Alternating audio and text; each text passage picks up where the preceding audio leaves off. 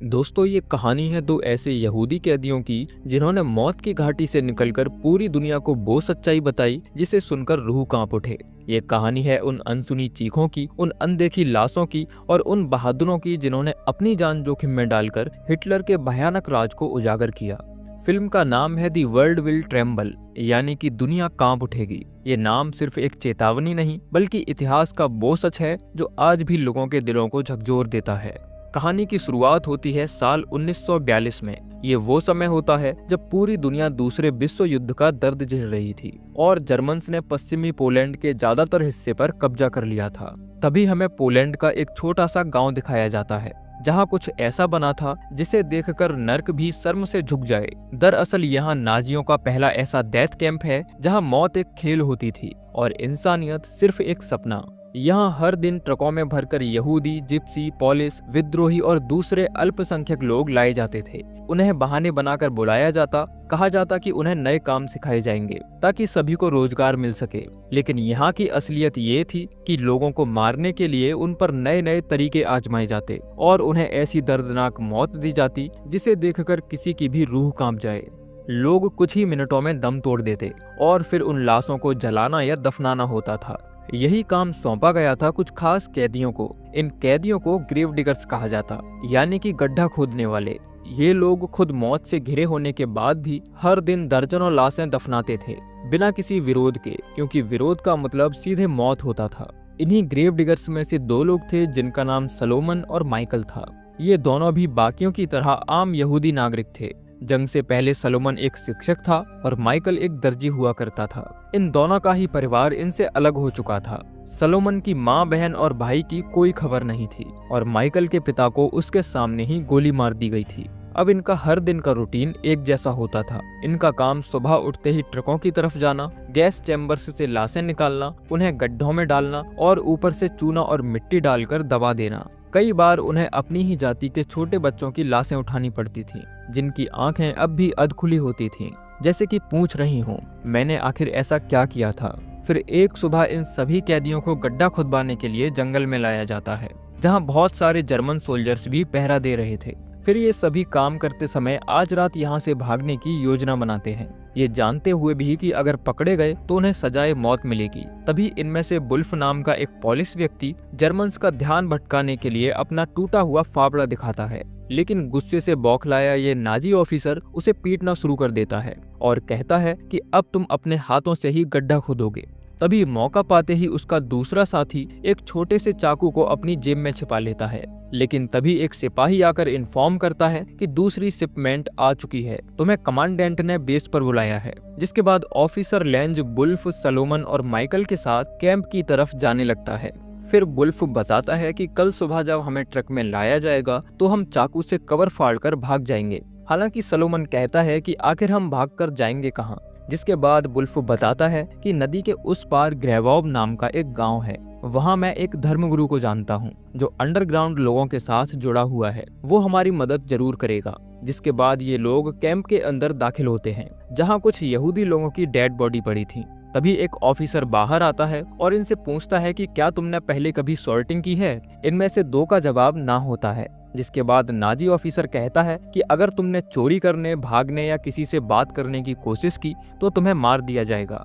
फिर जूइश लोगों से भरा हुआ एक ट्रक कैंप के अंदर लाया जाता है, जिसमें कुल 33 लोग मौजूद होते हैं, जिनमें बच्चे, बूढ़े, जवान और महिलाएं भी शामिल होती हैं। शुरुआत में जर्मन्स सभी के साथ काफी अच्छे से पेश आते हैं। जिसके बाद कमांडेंट हमदर्दी जताते हुए उनका रहनुमा बनने की कोशिश करता है और कहता है कि हम जानते हैं कि तुमने इस युद्ध में काफी कुछ सहा है, लेकिन इस सेंटर पर तुम्हें काम करना सिखाया जाएगा। उसके बाद सभी को आर्ट फैक्ट्री में काम मिलेगा, जहां खाने पीने और रहने की अच्छी व्यवस्था है। ये सुनकर सभी के चेहरे पर एक हल्की सी मुस्कान आ जाती है। तभी वह कहता है कि लेकिन जिस जगह से तुम लोग आए हो वहाँ टाइफस जैसी बीमारी का काफी खतरा है, इसीलिए अंदर जाने से पहले तुम्हें शावर लेना होगा। साथ ही तुम्हारे सामान और कपड़ों को भी डिसइंफेक्टेड किया जाएगा। अब इन सभी से इनका कीमती सामान जैसे कि सोना, ज्वेलरी और पैसा ले लिया जाता है और बदले में एक रसीद दे दी जाती है। इन्हें बताया जाता है कि यहाँ से जाते समय तुम्हें तुम्हारा सभी सामान वापस मिल जाएगा। अब जब इन लोगों को सावर के लिए सेंटर के अंदर ले जाया जा रहा था तो उनमें से एक बूढ़ा आदमी सोलोमन को पहचान लेता है और पूछता है कि क्या तुमने मेरे बेटे को देखा है, वह भी इसी सेंटर में काम करने आया था। अब इससे पहले कि सोलोमन जवाब दे पाता, तभी जर्मन ऑफिसर उसे लगेज उठाकर अंदर भेज देता है, जहां कई ऐसे यहूदी लोग काम कर रहे थे जो सोने को तराशना जानते थे। दरअसल ये जगह जर्मन्स का स्टोर रूम था, जहां जूइश लोगों से लूटे गए सामान को रखा जाता था। तभी वुल्फ टेबल पर रखी एक छोटी सी पेंसिल को छिपाकर अपनी जेब में रख लेता है, जबकि सोलोमन वहां से अपने लिए एक जूता चुरा लेता है, क्योंकि उसके एक पैर का जूता फट चुका था। फिर हम देखते हैं कि जिन यहूदियों को सावर के लिए अंदर ले जाया गया था, उन्हें एक दूसरे रास्ते के जरिए बाहर लाया जाता है और एक बख्तरबंद ट्रक के भीतर भेड़ बकरियों की तरह ठूस ठूस कर भर दिया जाता है। लोग डर के मारे चीख चिल्ला रहे होते हैं, लेकिन उनकी चीखें मानो इन जर्मन्स के कानों को सुकून दे रही हों। तभी जर्मन कमांडेंट एक जवान और खूबसूरत लड़की को ट्रक में भेजने की बजाय अपने पास रख लेता है, ताकि वह उसका इस्तेमाल अपनी गंदी वासनाओं के लिए कर सके। फिर उस ट्रक का दरवाजा बंद कर दिया जाता है। फिर उस ट्रक के साइलेंसर को एक ट्यूब के जरिए कंटेनर से कनेक्ट कर देते हैं। फिर जब ट्रक स्टार्ट होता है तो इंजन का सारा धुआं अंदर भरने लगता है, जिसके कारण लोगों का दम घुटने लगता है और अंदर से चिल्लाने की आवाजें आ रही होती हैं। जर्मन्स जानबूझकर ट्रक धीरे धीरे आगे बढ़ाते हैं, ताकि ज्यादा से ज्यादा धुआं कंटेनर के अंदर भर सके और लोग तड़प तड़प कर मर जाएं। तभी अचानक बीच रास्ते में ट्रक खराब हो जाता है, जिसे जर्मन्स ठीक करने में लग जाते हैं। उसी समय वुल्फ सोलोमन को वह पेंसिल छिपाने के लिए देता है, लेकिन सोलोमन ये कहकर मना कर देता है कि तुम एक पेंसिल के लिए हमारी जिंदगी दांव पर लगा रहे हो। वुल्फ कहता है कि जब लोगों को पता चलेगा कि यहाँ जर्मन्स हमारे साथ क्या कर रहे हैं, तो लोग हमारी मदद करेंगे। लेकिन तभी ट्रक स्टार्ट हो जाता है और ये लोग फिर से चलने लगते हैं और उस जगह पहुंच जाते हैं जहां उन्हें दफनाने के लिए गड्ढा खोदा गया था। अब जब ट्रक को खोला जाता है तो उसके अंदर बंद किए सभी यहूदी लोग दम घुटने की वजह से मर चुके थे, लेकिन ऑफिसर लेंज को फिर भी तसल्ली नहीं मिलती और उन मरे हुए लोगों पर भी गोली चलाता है। फिर सोलोमन, वुल्फ और बाकी लोग मिलकर लाशों को दफनाने के लिए ट्रक से नीचे उतारते हैं। तभी अचानक माइकल की नजर एक छोटी बच्ची पर जाती है, जिसे देखकर उसकी चीख निकल जाती है और उसे अपनी गोद में उठाकर जोर जोर से रोने लगता है। दरअसल ये बच्ची माइकल की बेटी थी, जिसे इन दरिंदों ने बड़ी ही बेरहमी से मार दिया होता है। अपने परिवार को खोने के बाद माइकल भी अब जीना नहीं चाहता था और उस जर्मन ऑफिसर से खुद को शूट करने के लिए कहता है, ताकि वह भी अपने परिवार के साथ चैन की नींद सो सके। लेकिन ये ऑफिसर माइकल को गोली इसलिए नहीं मारता क्योंकि काम करने के लिए वह अभी काफी स्ट्रॉन्ग है। फिर सोलोमन जैसे तैसे करके माइकल को संभालता है और उसे हिम्मत बनाकर फिर से काम पर लगा देता है, वरना ये जर्मन्स उसे सच में मार डालते।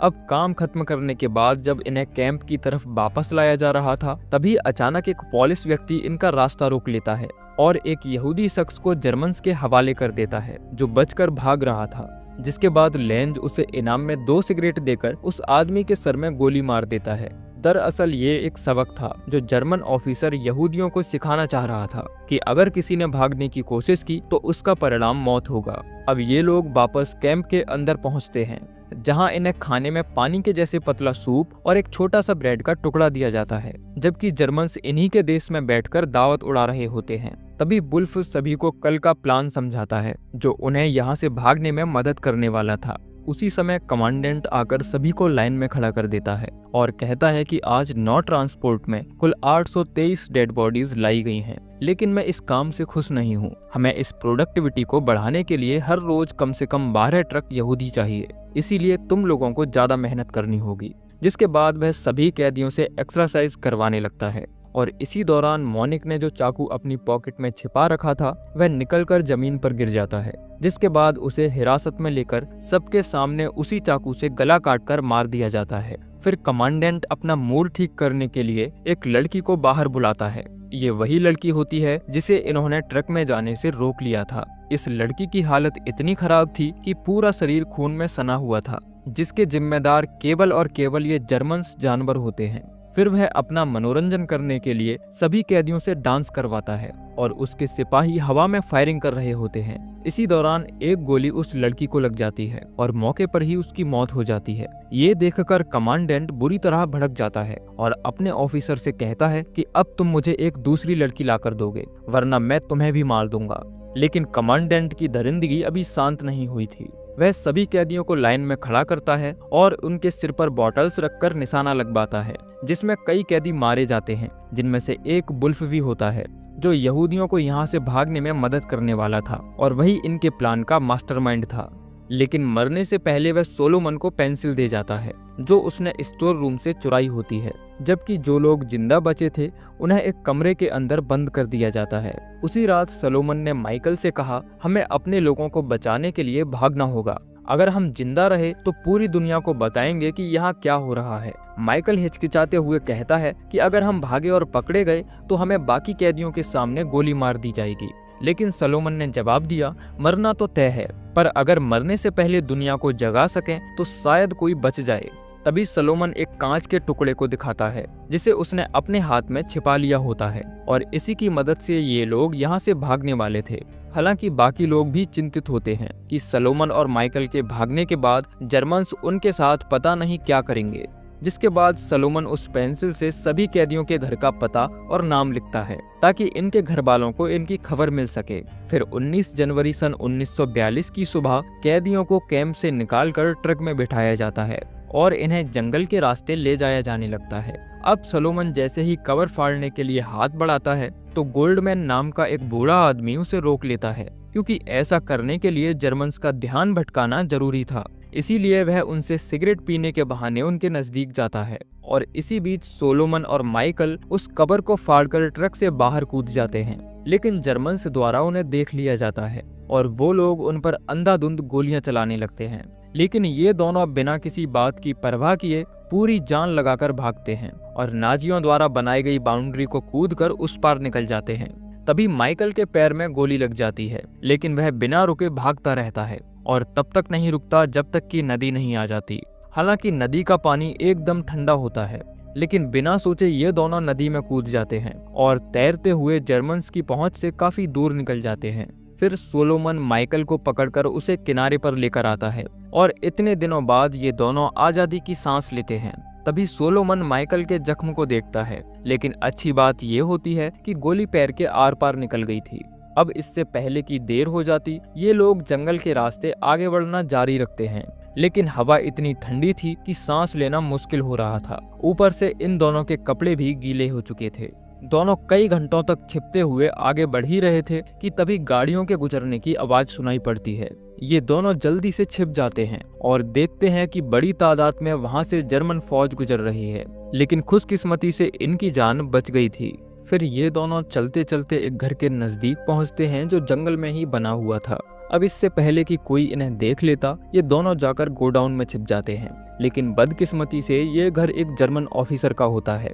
तभी घर की महिला मुर्गियों को दाना डालने के लिए उस गोडाउन में जाती है और इन्हें देखते ही डर कर भाग खड़ी होती है। इन्हें लगता है कि वह जरूर अपने पति को बुलाने गई होगी, इसीलिए सोलोमन एक हथियार उठा लेता है। लेकिन कुछ देर बाद ही वह महिला अकेली बाहर आती है, जो इन दोनों के लिए गर्म कपड़े और थोड़ा खाना लेकर आई थी। वह बताती है कि ये यूनिफॉर्म मेरे पति की है जो रेलवे में है, ये तुम्हें सेफ रखेगी। फिर वह इन्हें यहाँ से जाने का इशारा करके घर के अंदर चली जाती है, जिसके बाद सोलोमन और माइकल उस ऑफिसर की मोटरसाइकिल लेकर यहाँ से भाग जाते हैं। लेकिन कुछ किलोमीटर चलने के बाद इनका सामना जर्मन फौज से होता है, जिन पर बॉम्बर्स ने अटैक कर दिया था। माइकल कहता है कि हमें वापस चलना चाहिए, लेकिन सोलोमन पीछे न जाकर बाइक के साथ पैदल ही आगे बढ़ता है। लेकिन तभी एक जर्मन ऑफिसर उन्हें रोक लेता है और कहता है कि ट्रक को बाहर निकलवाने में हमारी मदद करो। फिर ये दोनों ट्रक निकलवाने में उनकी मदद करते हैं, लेकिन अंदर से डरे हुए थे कि अगर कहीं पकड़े गए तो जर्मन्स बिना पूछे गोली मार देंगे।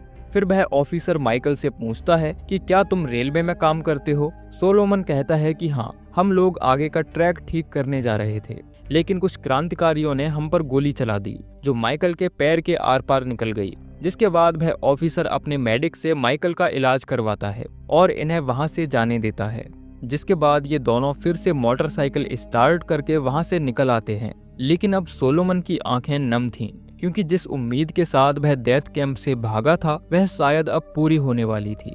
तभी ये लोग ग्रेबॉब नाम के उस गांव में एंटर होते हैं, जिसके बारे में इन्हें वुल्फ ने बताया था। लेकिन इस जगह भी जर्मन्स का कब्जा होता है, जिसकी वजह से पूरे गांव में कर्फ्यू लगा हुआ था। फिर ये दोनों रब्बी सुलेमान नाम के उस व्यक्ति की तलाश करते हैं और छिपते छिपाते एक घर का दरवाजा खटखटाते हैं, जिसमें से एक बूढ़ा आदमी बाहर निकलता है और वह जैसे ही देखता है कि ये लोग यहूदी हैं तो इन्हें घर के अंदर छिपा लेता है और जाते ही इन्हें खाना ऑफर करता है, जिस पर ये लोग बुरी तरह टूट पड़ते हैं। फिर सोलोमन बताता है कि हम चैमनो डेथ कैंप से भागे हुए कैदी हैं। वहाँ कोई वर्क कैंप नहीं बल्कि डेथ कैंप है, जहाँ हमारे लोगों को वहला फुसला कर ले जाया जाता है और एक दिन में हजारों लोगों को जहरीली गैस से मार दिया जाता है। सोलोमन की बातें सुनकर रबाई को यकीन नहीं होता कि आखिर कोई इतना निर्दयी कैसे हो सकता है, जिसके बाद सोलोमन यकीन दिलाने के लिए सभी कैदियों के नाम दिखाता है और कहता है कि हमारी कम्युनिटी को बचाने का ये आखिरी मौका है। तुम्हें अंडरग्राउंड लोगों की मदद से ये खबर लंदन पहुंचानी होगी ताकि पूरी दुनिया को पता लग सके कि जर्मन्स हमारे साथ क्या कर रहे हैं। जिसके बाद सोलोमन पूरी घटना के बारे में विस्तार से बताता है और जब चैमनो में हो रहे नरसंहार की कहानी लंदन पहुंचती है तो ब्रिटिश इंटेलिजेंस भी सन्न रह जाती है। उन्हें अब तक लगा था कि नाजी केवल जबरन मजदूरी करवा रहे हैं, लेकिन ये तो एक और ही स्तर की बर्बरता थी। जिसके बाद सोलोमन और माइकल को लेकर एक रिपोर्ट तैयार की गई और जब ये रिपोर्ट लंदन से प्रसारित की गई तो जर्मन्स की करतूत पूरी दुनिया के सामने आई। फिर बाद में बताया जाता है कि जब सोलोमन अपने जिंदा बचे रिश्तेदारों की तलाश कर रहा था तो उसे पकड़ लिया जाता है और बेल्जैक डेथ कैंप के अंदर उसे मार दिया जाता है। हालांकि मरने से पहले उसने दुनिया को वह सच्चाई दिखाई जिसे नाजी छुपाना चाहते थे। जबकि माइकल बाद में इजराइल गए और वहां कोर्ट में गवाही दी। उन्होंने बड़े बड़े नाजी अफसरों के खिलाफ सबूत दिए। इनकी वजह से दुनिया ने जाना कि चुप्पी भी एक अपराध होती है और सच्चाई चाहे जितनी भी दर्दनाक हो उसे सामने आना ही चाहिए। तो दोस्तों, ये थी कहानी the world will tremble movie की, जो जरूर आपको पसंद आई होगी। मिलते हैं अगली वीडियो में, तब तक के लिए जय श्री कृष्णा।